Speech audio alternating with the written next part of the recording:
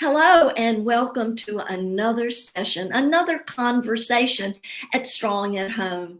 We're so glad that you've joined today. I'm Dr. Brenda Murphy and I'm an educational psychologist and I'm at Sail Away Learning Academy.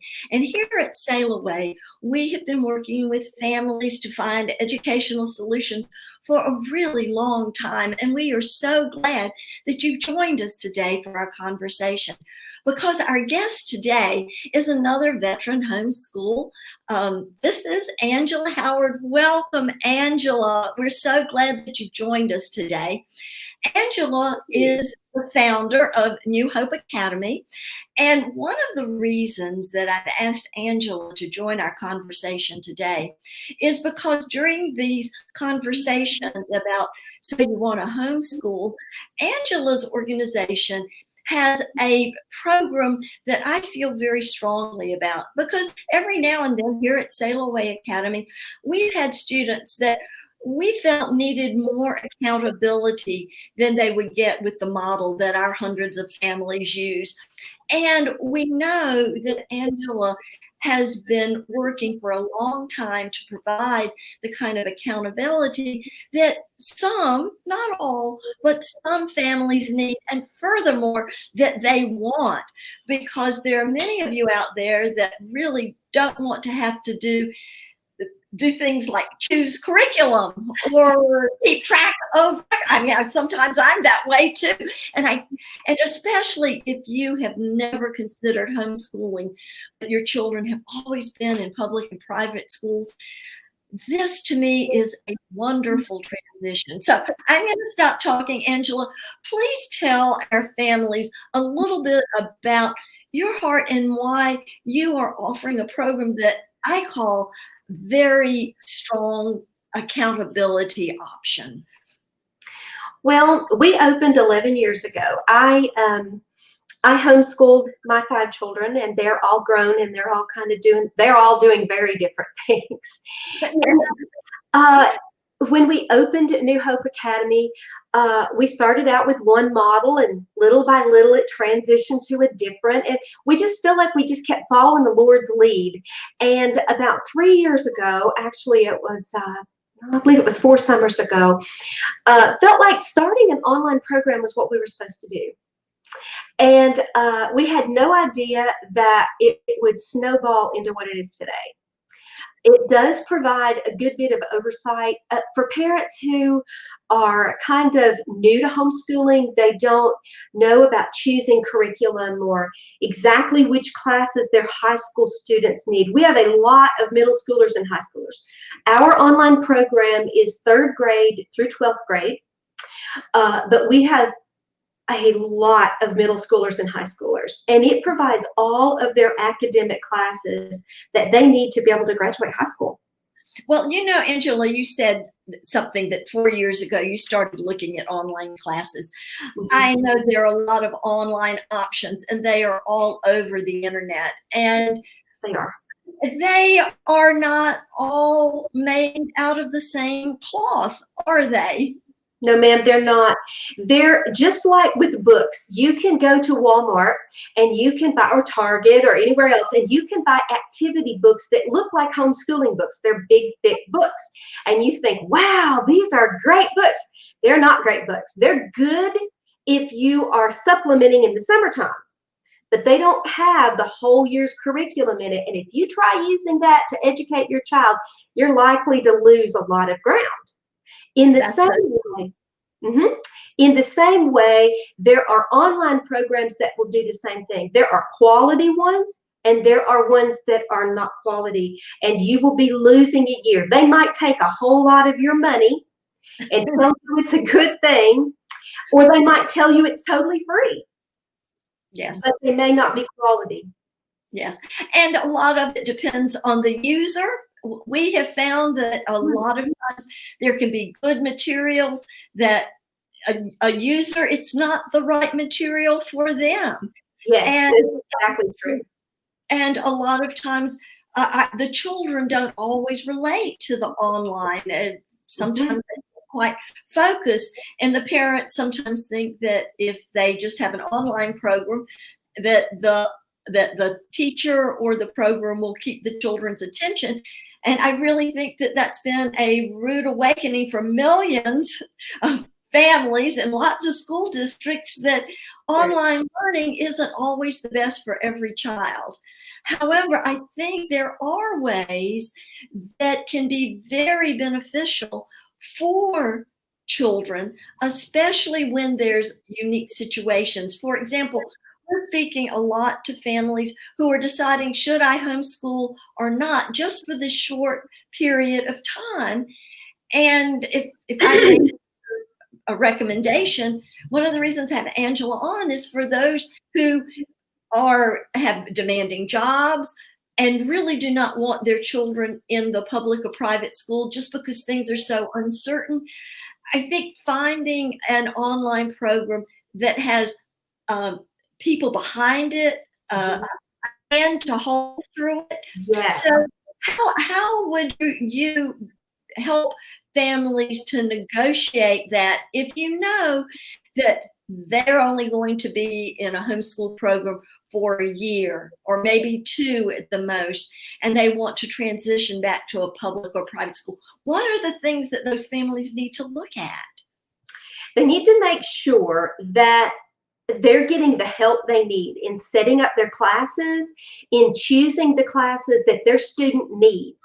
You know, when they're in high school, there's a specific group of classes each student needs. In the state of Tennessee, in fact, in most states, they need biology and chemistry and a third lab science. They need algebra 1, algebra 2, geometry, and another math. They need world history, U.S. history, government, and econ, and so forth.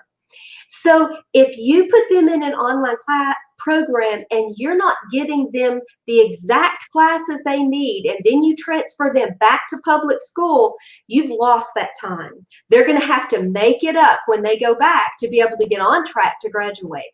So you need to make sure that the program you're with is helping you put your child in the classes they need, so that if they transition back or whether they continue to homeschool, they'll be ready to graduate when they come down to their senior year. And we do that. We do a credit evaluation. We make sure that if they're in elementary school, they get all the basic classes they need. Same thing for middle school. But when they get to high school, they're going to get those very specific classes they need so that there are no gaps. No, go ahead. Oh, our program also aligns with Tennessee state standards as well as national state standards. So when they transfer back into public school, they should go back with no gaps. That's exactly the point that I was going to make. I wanted to make sure, and I'm just reinforcing that, because here in Tennessee, we have had occasions where a child would be in a public school, want to be at home for a year or two, and then when they would go back to the public school, that public school would not accept those credits, and they would either have to start again or take the end of course exams to prove that they really had known it. And there are some programs, and the online that Angela works with is aligned with those standards in such a way that the schools must take those credits when they go back. And that's not always the case. So it's really important that when you're making these decisions about homeschooling, especially if it's a temporary decision, that there are things that you may want to put in place that if you think, oh, I'm in love with homeschooling, I'm going to do it forever and ever. When you fall in love with some of the ideas, and if you're kind of, a natural teacher, or it was something that you've learned to love and you and your children love to explore together, well, this may be an opportunity. A lot of people, as you know, Angela, are finding that to be true, are exploring a kind of a different kind of homeschooling. And as you know, and I know, because we've been in this field for a really long time, there's a real divergence about the way that you homeschool. You either homeschool so that it's very much like what you would find in a traditional school. It's very much like you just take a school and you put it in your home. And a lot of the online is that way. And there is a security and a safety in that some parents may really want. And then there's on the other extreme, believe it or not, for those who you don't know this, there's unschooling and they don't use any textbooks or anything.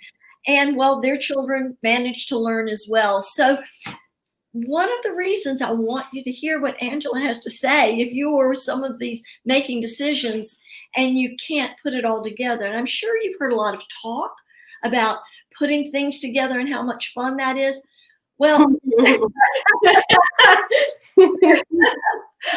that would scare me to death, honestly, if I had never homeschooled before. So today, please listen to there is a route that can give you the security. And I've known Angela for a long time. And for those of you who are thinking about, well, I've got to go back to work and I want to make sure that my homeschool sophomore is making the progress in his academics that he should be, what can you do to assure a parent of that, Angela? We have a lot of parents in our online program that are actually working full-time, or they're working from home, or the grandparents are homeschooling. And with this program on Monday morning, when the child logs in, it gives them a list of what they have to do. As they do the assignments, it checks them off and it grades 90% of the work. It keeps a calendar for that student for the whole year and for every class they need to take. We can put them in block schedules, which means their classes are set up August through December, and then the next group of classes is January through May, or we can set them up for year-long classes. Most parents we find are doing block classes for high school and year-long for everything else. But you can do either way. The child can homeschool anytime during the day as long as they get their time in and they get their work done. So if they want to work for an hour when they wake up in the morning and then eat breakfast and then work for an hour and then, go do some PE. Yeah, do some PE, do some art, do some knitting, do some drawing, and then come back in the evening and finish up before they go to bed. They can do it that way, or they can do it all at one time, or you can do it all in the middle of the day. It is very versatile about when the child, and they can log in anywhere in the world. If they have a computer or a laptop and they have internet access, they're good to go. It takes parents about 15 minutes, about 15 minutes a day, or twice a week for about 45 minutes each time. We suggest that parents log in every morning and see where their child's at. That's a real good way to make sure they stay on track. If the parent can't do it, then they can have a grandparent do it, or someone else that they want to do the oversight. Sometimes it's an older sibling that's not living at home anymore. So there's so many options with this, but it just gives the child and the parent a clear pathway to finish those classes without having to develop everything on their own. That's what I like about it. And I know that there are a lot of families, and in particular, you mentioned grandparents. There Yes. are a lot of grandparents now that have primary responsibility for their grandchildren, and maybe even great-grandchildren. And this form of education that they're receiving online, even though it's not the traditional books, it is more like the way that they learn themselves, so they can relate to it in a better way. And so even if the child, especially if they have younger children, has a question that maybe in the middle of the day they would want to ask, it would be something that they would be more comfortable with. Actually, if they have a question, let's say that you have a 7th grade student and they have a question about their history assignment, and they go to grandma and say, I don't know what this wants me to do. Grandma can log into the parental portal. She can go to that assignment and it'll show her all the answers and how to grade it and see what the answers are and what the question is. So also they can print this off. So let's say that you have a child who's at home with mom and dad Monday, Wednesday, and Friday, and with grandma Tuesday and Thursday, and they don't have a computer at grandma's house. Then they can print off Tuesday and Thursday's assignments, clip them together, take it to grandma's house, read it, do the answers, and when they come home at night, all they have to do is plug in the answers. Wow. Write it all for them. That sounds like something that families and individuals that are looking for a solution when there appears to be no homeschool solution may be just the answer. And, you know, Angela, our time is up, but I'll tell you, the information that you have given has been so rich. And I hope that the families and the parents or potential homeschoolers that are listening, if you have been afraid to homeschool because you're thinking, what should I buy? Will my children stay on track? This is a wonderful option for you. And I think it would give you some peace of mind that would help you in making a transition into homeschooling, whether it's a temporary or permanent way. It would be a way that could help everyone know that they're on track. Well, I want to finish our program as we always do. The Lord bless you and keep you. The Lord make his face shine upon you. The Lord lift up his countenance upon you and give you peace. Peace to you, Angela. Thank you so much for joining us with this wonderful opportunity that parents who want to stay with more accountability, which is so important, can find. So thank you so much, and goodbye for today, everyone. Thank you.